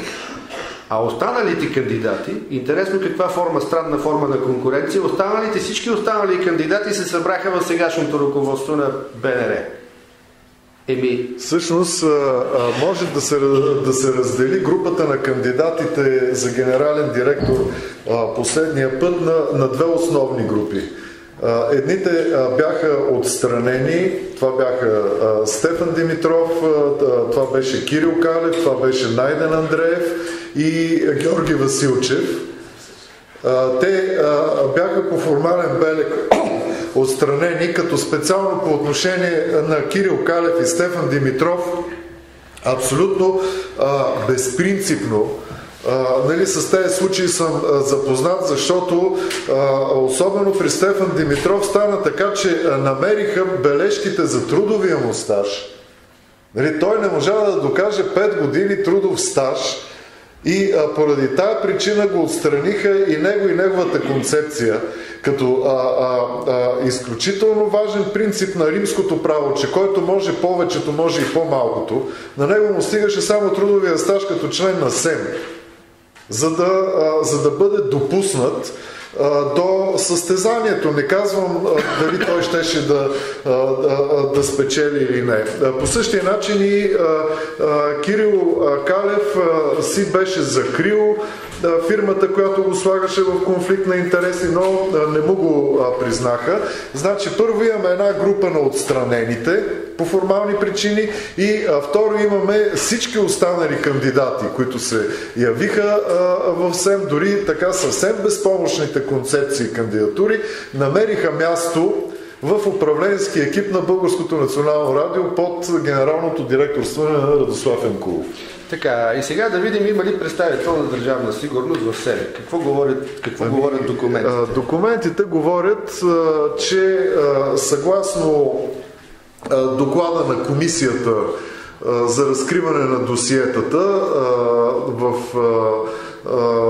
комисията, която за разкриване на досиетата за агентите и сътрудниците на Държавна сигурност в Българското национално радио, Борислав Шабански е бил агент на 3-то и на 6-то управление на Държавна сигурност. По това време, когато през 2008 година излезе този доклад, той е на разположение, може да се види в сайта на комисията. Борислав Шабански е бил директор на лицензирането в СЕМ, на дирекция лицензиране. Т.е. това е най-ключовата дирекция в съвета за електронни медии, защото там се раздават програмните лицензии, там се раздават честотите и така нататък. В малкото време, в което Георги Лозанов не беше член или председател на СЕМ, той успя да създаде едно NGO, медийна фундация Медийна демокрация, която защити проекти и получи финансиране да се бори с ченгетата в чисти гласове, как беше кампания? Чисти гласове, да, чисти гласове. Ето радетеля на чистите гласове. Стана така, че Шабански за кратко време напусна администрацията на съвета за електронни медии, но след това вече беше назначен на по-висока длъжност, главен секретар на съвета за електронни медии и това е така да се каже най-високата административна длъжност в този орган.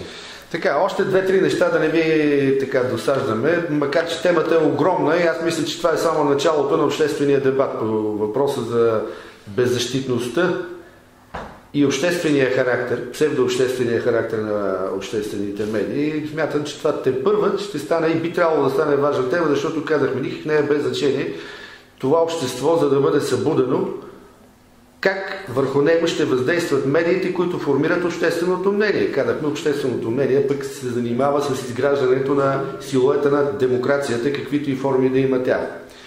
Една комична и една трагична история, даже да не наречем трагична, може би драматична да речем, Комичната е, че когато на нас ни подготвяха изхвърлянето от радиото, за да се случи то накрая едва ли не по взаимно съгласие, така излезе, но няма значение. Вие виждате в какво съгласие сме били с тези хора. Тогава, последните дни наши в радиото, ние бяхме и двамата в отпуска по болест, а през това време директора Димитров накарал, тук говорим за атмосферата, за начина на работа, накарал някакъв верен свой служител, който ще го разберем, разбира се, кой да напише донос срещу нас, че ние не сме ходили на работа и не сме си изпълнявали, така ли беше? Точно така, да. Всъщност задълженията, които ни вмениха, беше да идваме в 7:15 на работа и да слушаме сутрешния блок. Просто от водещи ни превърнаха в слушатели. По силата на достъпа до обществена информация ще поискаме да разберем кой все пак наш колега ни е гледал в очите и е написал доноса. Това е комичният случай. Трагичният случай, аз не знам дали драматичен да го наречем, не знам дали и господин Тодоров знае. Точно днес сутринта, преди да влезем в дискусията, ми беше съобщено, че поредният отстрелян в БНР, поредният отстрелян бунтар в БНР се нарича Станислав Буковалов от радио Шумен. Съкратена бройка се казва. Това е един от хората, които все пак са били с по-будно съзнание сред журналистите на радио Шумен. Той беше член на управителния съвет на БНР в предишния състав и човека, който има изключителен принос по отношение програмата на БНР, в която и ние имаме участие по отбелязването на 100 годишната от Балканската война. Така, а СЕМ, както казва класика, все така си гледа тих и невъзмутим. СЕМ продължава да разглежда програмни елементи във всичкото това, в целият този реваншизъм, който съществува. Сега, още съвсем мъничко, тъй като да не изгледа, че всичко се върти вътре в колегията, имаме и глас от обществото. Текст, публикуван на 21 октомври във вестник Дума, който е заглавен "Цензура в БНР". Под заглавие: "Свободата на словото в Националното радио е заключена в чекмеджето на директора". Става дума за генералния директор. Подпис: Велко Велков, доктор по философия, заместник-председател на организация, чиято абревиатура Национално движение "Учители за своите права". И учител. Човек-будител. Само бегли така няколко къси фрази от това, за да разберете, че това не е само професионален проблем с профанизацията и с цензурата в Българското национално радио. Така, непосредствено след всеки отделен случай се обръщахме към съответния водещ и така нататък, никой не им обръща внимание.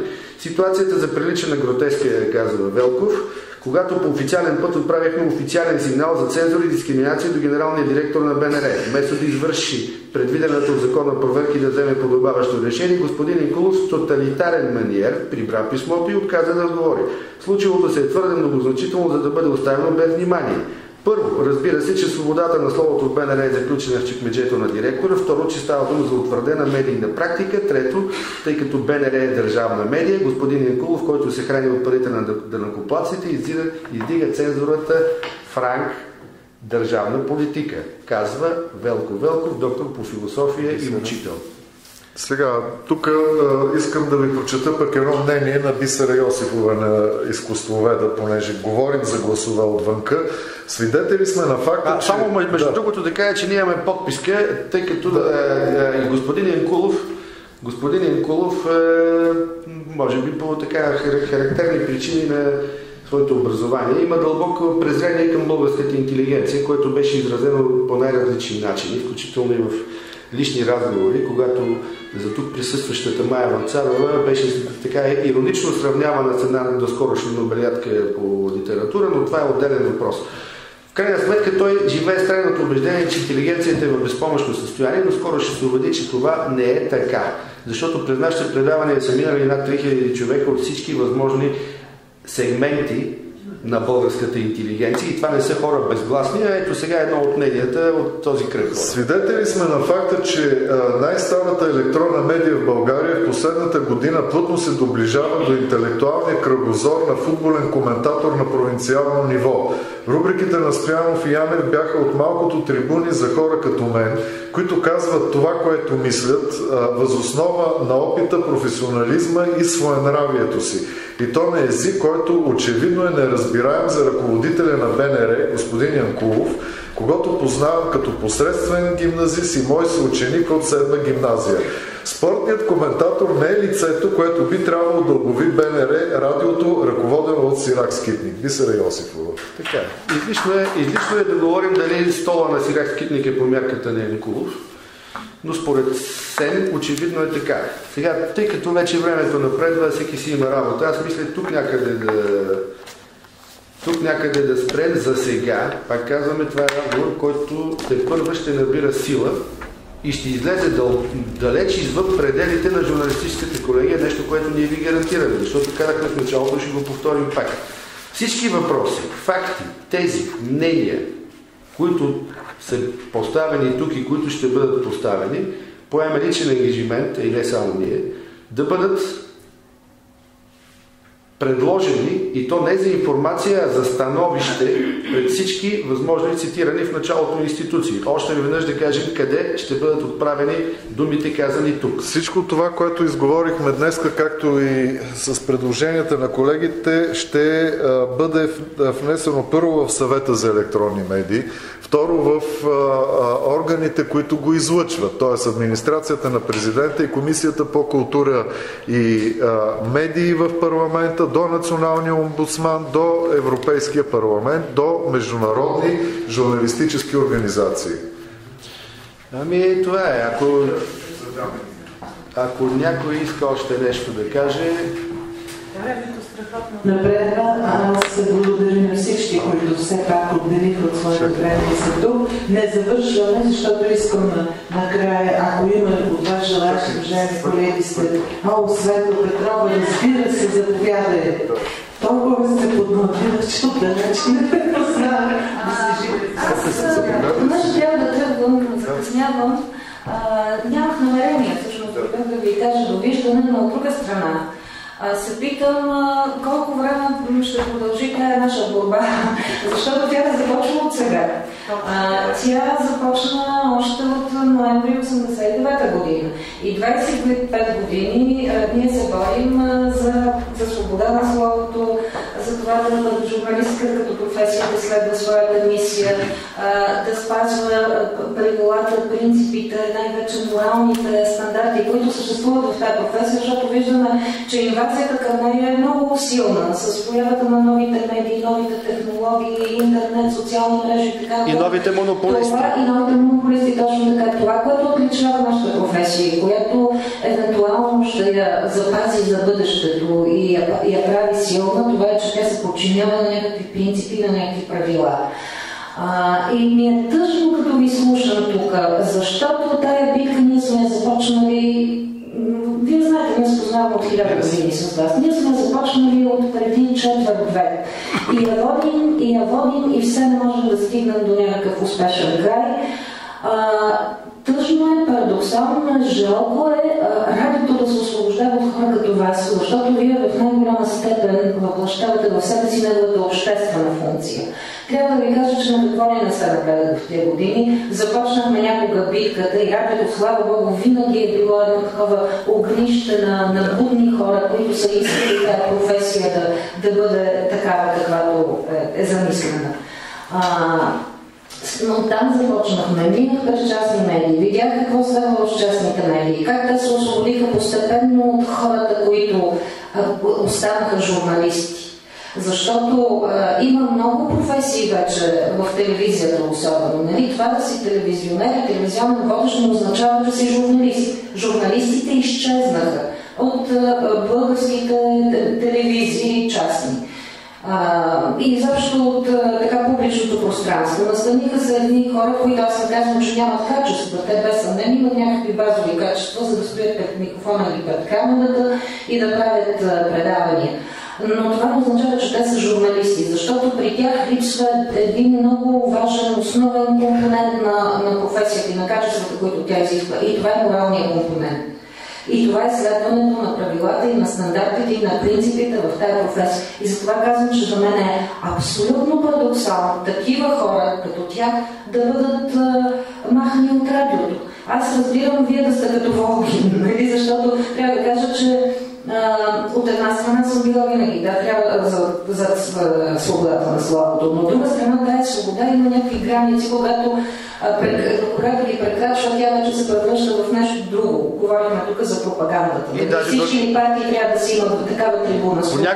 По някой път и партизация даже. Да, и партизация. В обществената медия, според мен, журналиста, който работи там, трябва да бъде на висотата на изискванията към нея, докато Волгин си тегли там в едната посока.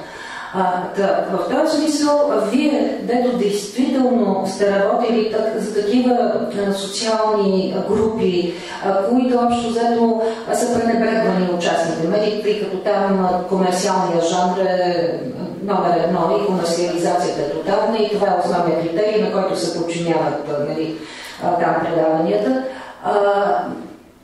Пак казвам, за мен това е изумително и започване на битката от начало. Дано да имате коража и енергията да продължавате. Защото аз искам да ви кажа, вече се уморих. И най-уморителното е това, че ние сме така самотни мохикани. Аз съм пуснат BTV в знак на протеста, но заради това, заради политическия натиск над медията и за това, че медията се огъна по този политически натиск. И започна с всякакви средства да натиска журналистите отдолу. И тогава бях сама и знаех, че ще бъда сама. И няма да има кой да ме подкрепи. Сега и вие в известен смисъл сте сами. Да, ние сме тук събрахме се една група хора, но като цяло, доколкото се разпадна гилдията, както е дезинтегрирано обществото ми, така е дезинтегрирана и гилдията. То просто на практика няма гилдия. Затова се страхувам да не ви е много така самотна битката. И дано да имате коража и силите, виждам, че имате добри намерения, енергични, да я водите тази битка. С вас ще сме. Нали, предполагам хората, които бяха тук и други. Но като цяло това е една много самотна битка и това всъщност доведе до този неуспех, който консумираме в момента, нали, който регистрираме в момента. Та за това стискам палци да имате енергия и кораж. Направете всичко това, което сте замислили. Да. Ще ви подкрепим, които имаме кораж и енергията да ви подкрепим. И в края на краищата, каквото остава. Това е единственото, което остава на човек и на професионалист в такава ситуация, е просто той да бъде верен на себе си и да продължава така, както смята, че трябва да бъде в професията. А оттам насетне, разбира се, търпят за щети. Големи, лишаващи от много неща, на които другите виждат, че се радват, но важно е, че пък си верят на себе си и на принципите си. Това е най-важно. Благодаря ти, Светлана.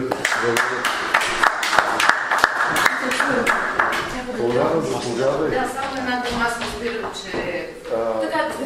Заповядай се, ние поискаш.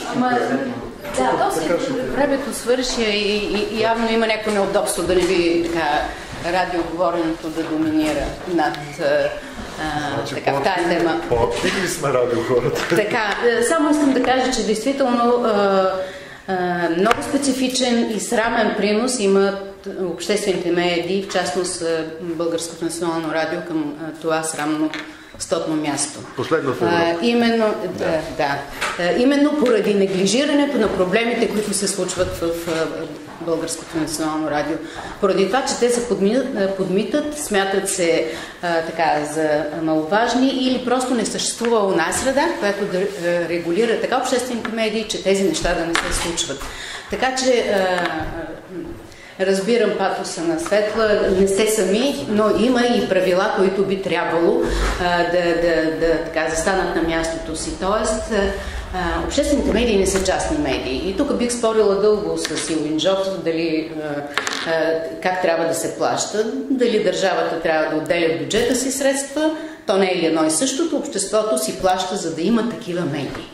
За да има медии с обществен характер, които обслужват всички интереси, в които може да се говори за хората в неравностойно положение. Защото това е. Такива предавания могат и няма как да имат висок рейтинг, но трябва да има форум за тяхното съществуване. Трябва да има ефирна среда. И затова в Германия, когато така силни частни медийни тръстове започват да задушават гласа задушават обществените медии, интелектуалният елит застава в защита на обществените медии, да се регулира така средата, че те да могат да дишат, да се развиват. Именно тук е най-важният акцент за развитието и устойчивото развитие, устойчивостта и развитието на обществените медии, което също трябва да се гарантира с определени норми, с определен закон. И аз много бих могла да ви говоря по тези неща, но има един куп препоръки на Европейския съвет, които изискват в такава конкурентна медийна среда, в такава динамична, революционно развиваща се медийна среда, в която конкуренцията е вече пренесена в интернет, обществото да запази своите обществени медии, защото те гарантират интегритет, те гарантират моралния устой, те гарантират съществуването на обществото като дух и като качество и като култура. Така че тези препоръки изискват, ето това е препоръка от 2011 година на Комитета на министрите, които Комитетът на министрите, съгласно условията на член 15 б от Статута на Съвета на Европа, препоръчва на държавите членки още повече да засилят и когато е нужно да развият подходящата правна и финансова среда, както и външните обвързаности на управлението на организациите на обществените медии, като черпят идеи от приложените ръководни принципи. Те трябва съответно да гарантират независимостта и устойчивото развитие на обществените медии и подготвеността им да се справят с предизвикателствата на техническия прогрес и с редакционната конкуренция и по-специално като дадат възможност да се използват напълно потенциала си и главно да насърчават по-широко едно демократично, социално и културно участие с помощта на новите интерактивни технологии. Тоест, това, което искам да кажа е, че би трябвало дискусията да се концентрира около създаването на един такъв медиен закон, който да гарантира устойчивото и успешно развитие на обществените медии, тяхното съществуване. За да не се изобщо за спасяването им, осъществуването във времето на щастливите кокошки. Благодаря, Павлина. Да, благодаря на Павлина. Сега имам думата вас консултирам, за да кажа какви идеи имаме във връзка с закона за защита на професията. Аз искам само да кажа това, че сутринта слуша интересни неща се казаха тук. Съжалявам само, че малко демонстративно се получи, защото ето колегите от Райка са тук. В телевизията се каза, че няма хора. Между другото, искам да кажа, че сутринта слушах Хоризонт и там имаше преди всички... Да, Георги Лозанов беше интервюиран от Силвия Великова. Тя доста професионално насочваше въпроса, защото стана ясно тя поставя въпроса за днешната среща тук, като взе, че той е много добре информиран. Обаче тя че... Не е пожелал да спрежа. В името на медийната демокрация го прави човек. Също и с Диана Великов на Българска национална телевизия. Но може да бъдем сигурен, че всичко това, което тук се изнася, ще стигне до техните уши. Ние ще положим усилия. Ние ще го доставим. Те ще го научат и по други канали. Тук се говори за това, какви са канали техните за получаване на информация. Да. И каналите познаваме, и каналджиите познаваме. Не знам, може да кажа. Не мога да кажа. Но това, което само аз искам да кажа, че много така впечатли това, че което каза и Светла Петрова, в средата, просто разпадна се нашата среда, нашите колеги. Ето има колеги, които са потърпевши, колеги известни, видни, нали? Обаче нашата среда мълчи, нашата среда нехае, няма кой да защити обикновения журналист. И използвам това само да кажа, че ние наистина в Съюза на журналистите много мислихме каква трябва да е формата, в която да намерим защита на журналистическия труд в нашето общество. Писаха се морални кодекси, пишат се етични кодекси, някои ги спазват, повечето не ги спазват. Тук стана въпрос, че има водещи в телевизии, които имат техни качества, но нямат качеството на морална етика и на гражданска отговорност. Тоест, те липсват тези неща. За тях кой може да изисква нещо? И затова ние си стигнахме до извода, че трябва да се намери някаква форма на нормативен документ, който да защитава журналистите и журналистическия труд в България. По кодекса на труда се оказа, че не може да стане това нещо. Има специфични неща за журналистиката, които кодекса не може да ги предвиди. Говорихме за някакъв тотален закон за печата и за медиите изобщо, закон за радио и телевизията, но той има малко по-друг характер, той е малко административ. Консултирахме се с нашите колеги от Европейската федерация на журналистите и с Международната федерация в Брюксел. И аз чакам между другото да получа някакви материали, как е решен този въпрос в другите европейски страни и в големите демокрации, да кажем. И стигаме до извода, че може би най-добрият начин е да се напише някакъв специален нормативен документ, дали ще е закон, дали ще е нещо приложение към някакъв закон, дали ще е допълнение към кодекса на труда, но трябва да се обобщат тези положения, принципи, които трябва да защитават българските журналисти. Трябва да защитават първо икономически. Знаете, че журналистите са абсолютно безправни в това отношение, особено в частните медии. Трябва да защитават социално, трябва да защитават и политически. Тоест политически трябва да се гарантира правото на израз, на свобода на словото. И затова аз така и поехме тази проект ангажимент в управителна съюз на журналистите да подготвим един такъв документ. В момента събираме хора, информирани хора, които могат с някакъв компетентен принос да кажат какво точно и в какво форма трябва да направим това нещо. Така че моят призив е, който има някакви идеи, да се обади тук на Снежана Тодорова, на мен и готовите да го включим в работната група и да подготвим този документ. Това е което искам да ви кажа. Благодаря и благодаря на всички. Благодаря. Аз, между другото, аз се надявам, че всичко, което говорим тук, чрез Снежана, респективно СБЖ, ще стигне до Европейската федерация на... Мисля, че така се казваше нашата организация. Да, бъдат запознати с становищата, мненията, с фактите, които са тук налични. Как ще бъдат запознати, разбира се. Тъжна е картината, обаче, че, извинявайте, звучахте слово. Така, аз зная какви упреци ще завалят и към Съюза на журналистите. Да, това ми е ясно. Поемам си изцяло така отговорността за проявата. Искам да ви кажа, уважаеми колеги, че много въпроси вълнуват колегите и вълнуват Съюза на журналистите, но един от най-основните е за липсата на журналистическа солидарност. Аз казах в началото, ние искахме да направим, и така беше идеята замислена, да направим дискусия за обществените медии, за трите обществени медии, защитени ли са те. Присъстваха в началото колегите от телевизията, бързо си тръгнаха. Колегите от БТА бяха ето тук, Васко и председателката на едно от дружествата. Явно разбирам, че времето напредва, всеки е на работа бърза, но се притеснявам, че и колегите от Българско национално радио, журналистическите дружества, вашите колеги, някакси не бяха особено активни, не участваха в дискусията, да не говоря, че много нещо, може би моя грешка, не съм видяла, но не ти забелязах тук като присъствие. А всички бяха поканени. Страха владее радиото и... Но точно това говори за нещо много сложно и много тъжно.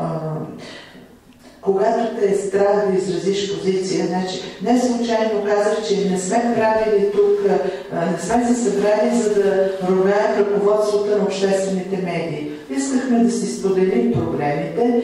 Аз лично се чувствах неудобно, че говорим, така да се каже, в тяхно отсъствие, правим упреци към тях, но те бяха поканени всички. И отсъствието им също е говорещо. Те пък ще поговорят в тяхно отсъствие. Аз просто искам да ви кажа, че ние все пак много точно сме така напипали и темата, която вълнува не само колегите, вълнува обществото. От 2 дни тук, преди 2 дни излезе нещо в нашето медийно пространство, съвсем маничко искам да го прочета. Мнозина не приемат истината, само защото имат и по-лесен избор. Това е извадка от едно есе, трудният избор между истината и удобната заблуда. Истината освобождава, но тя е голям дразнител, защото руши света на илюзиите, в който съществуват повечето хора. Тя ги провокира и ги кара да се чувстват голи и неподготвени за нея. Прави ги свободни и им дава сила, но това изисква отговорност, висши цели и активност. Тя отрича посредствеността и движението по течението на живота без съпротива. Колко хора в действителност искат да са свободни или имат коража да станат господари на живота си и да започнат да носят отговорност за своите решения и постъпки. Повечето остават емоционално незрели деца, които са склонни да отричат всичко, което им е удобно. Те искат да живеят по инерция, намират си една ниша, в която да им е удобно и оттам вече няма никаква промяна. Невежният човек може да приеме всяка фантастична идея съвсем безкритично, стига да не създава неудобство в живота му, и което му обещава да го направи автономен и да го освободи от отговорност.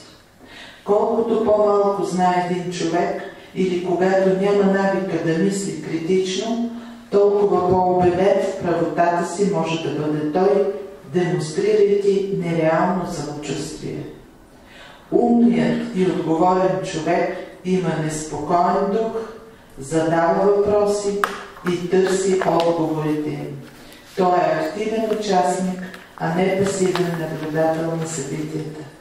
Мисля си, че тук присъстващите сме такива, затова ви благодаря много, че бяхте заедно, бяхме заедно. Благодаря на Кин Стоянов и на Емил Янев за това, че ни провокираха към мисли тежки и неприятни, но с желание света около нас и обществото, в което живеем, да го направим по-добро и справедливо. Благодаря ви много, пожелавам ви успех.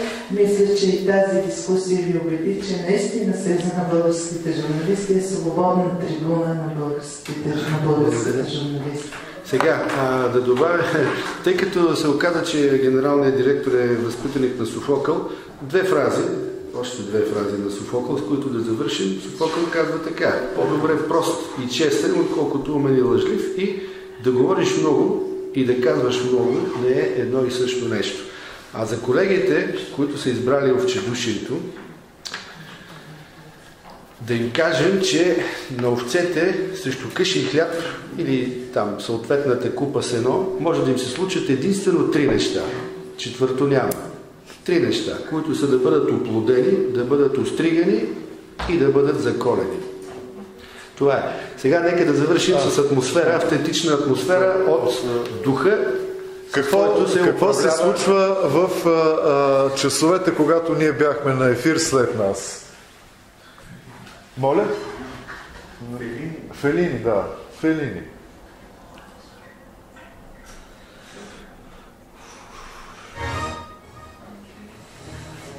Сега, тук можем ли да дръпнем малко повече?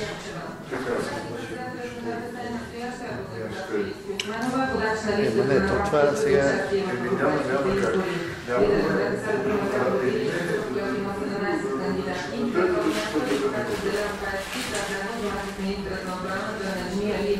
На четвърто място председател на младежкото ДНС и както ви чух, на следващо място министър на правото председател Искра Михайлова, на шесто вице-президент на младежките Радио София. Спорт.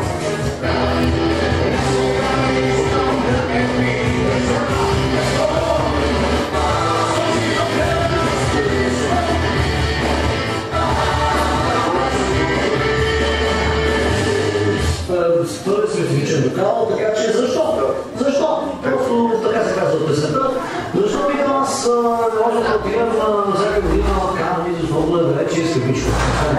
Там моята алфа дори не различават като автомобил. Но това е съвсем друг въпрос. Сега, дни преди да оповести основната си филмова програма, фестивалът в Кан представи официалния плакат за тази годишното 67-о поред издание на най-големия кинофорум в Европа. Той прави препратка към едно от знаменателните заглавия в европейското кино. На снимката на плаката е актьорът Марчело Мастоянов вкара в лентата на Фелини 8 втора. Представяне за първи път кино в Кан през 1960 година. До тук. Значи, виждате за какво става дума. Там, където са говорили специалисти по кино, като Божидар Икономов, Бог да го прости, като Божидар Манов, като Никола Корабов, тук се говори за шедьовъра на Фелини 8 втора. И накрая завършваме с автентичната атмосфера на Кокошките от Радио София.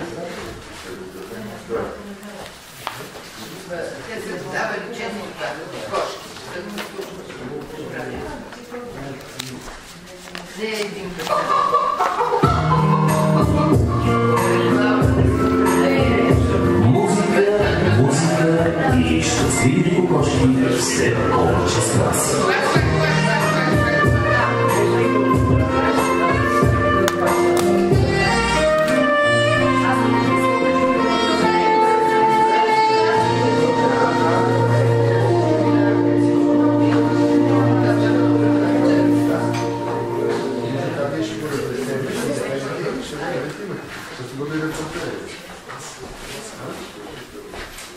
Няма ли?